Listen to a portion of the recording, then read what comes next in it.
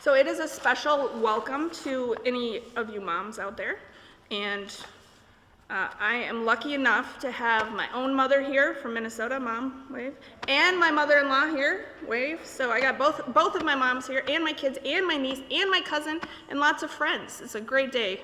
It's a great day for me. And since it is Mother's Day today, I have been thinking about all the different kinds of moms.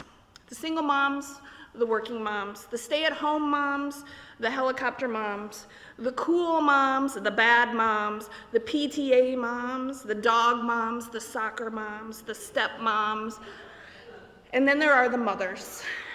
You've got the godmothers, the grandmothers, the mothers-in-laws, and there may be as many words for moms and mothers as there are characteristics to describe them, and to describe our feelings for them, especially on this day that is meant to honor them.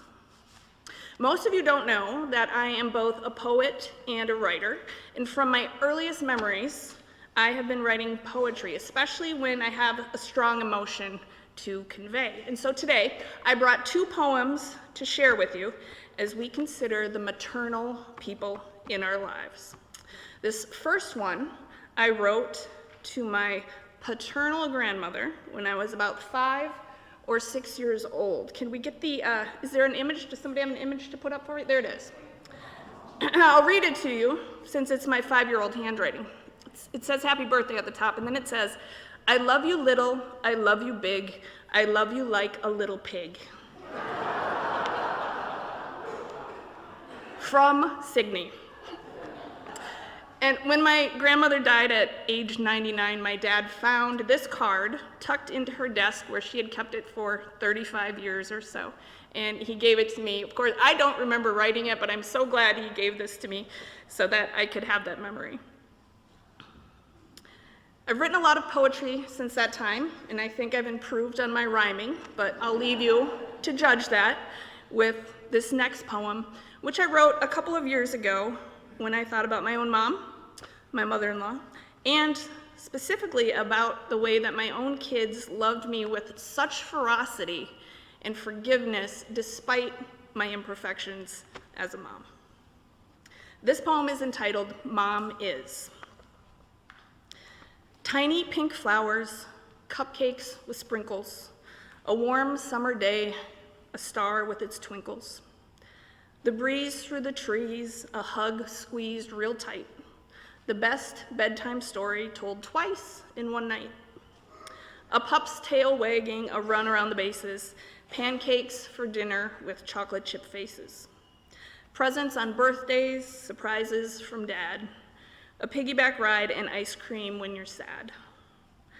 A day full of dancing, a note from a friend, finding $1, a swing on a swing. There's simply no question, debating is done. Mom is all these things wrapped up into one. Now you know what I think about moms, poetically speaking, but what about the Bible? And what about Jesus' view on mothers? According to the scriptures, motherhood is a blessing ordained by God, full of hope, joy, and honor. My experience personally is that motherhood is absolutely all of those things, and it can also be incredibly frustrating, tiring, and confounding sometimes. I have found motherhood to be the most incredible experience in my life, but at the same time, often a two-sided coin.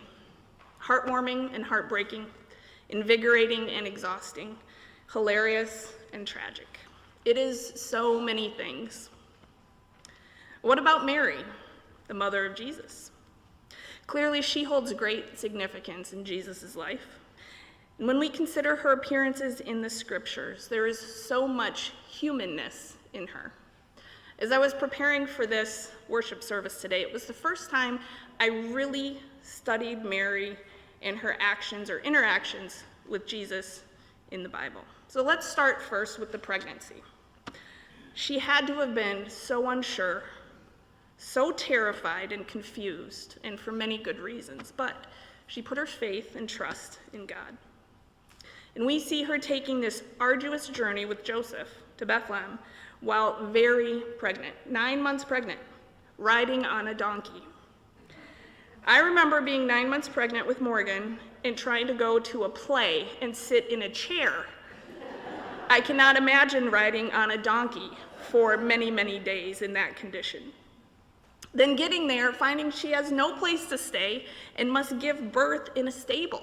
I cannot think of a more challenging situation for a brand new mother to be in, but she powers through it because this woman has some serious grit.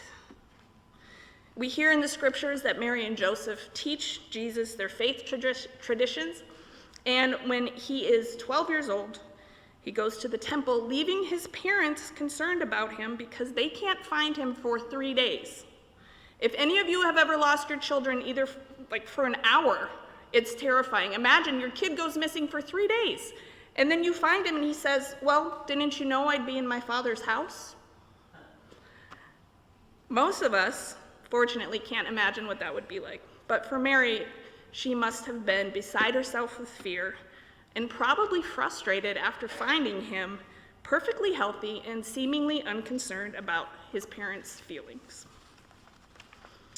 She appears later with Jesus at the wedding at Cana, where she shows her complete confidence in her son's ability to turn water into wine. This is my favorite image of her because remember, at this time, the world does not know that Jesus is a miracle maker. They run out of wine at the wedding, and Mary says, "Oh, Jesus, why don't you go ahead and help us with that?" It doesn't seem like Jesus appreciates her offering up his first public miracle in this way, but he does it. And Mary, like only a mother can do, nudges her son, nudges him on his destiny. I mean, imagine nudging the Son of God on his way. But she does it, and I love this vision of her. It makes me smile because as mothers, so many of us just have complete confidence in our children. Finally, at the crucifixion, John writes that Mary is there. And for her, that moment could be nothing short of a sword through the heart. Pure sorrow. I can imagine nothing worse than that. But she goes because she loves her son and would do anything for him. And clearly, he loves her so. So I wonder what Jesus would think of today's moms, the moms of all walks of life. I think he'd see glimpses of his own mother in most moms on their good days, enduring love, resilience, faithfulness, encouragement, understanding, patience, hope, and belief. I think he'd recognize a mother's fear, frustrations, sadness, because like his own mother, we are only human. I think he'd love and honor all of today's different versions of moms, the mothers, the grandmothers, the stepmothers, the adopted mothers, the mom figures in our lives, whether they are maternal or not.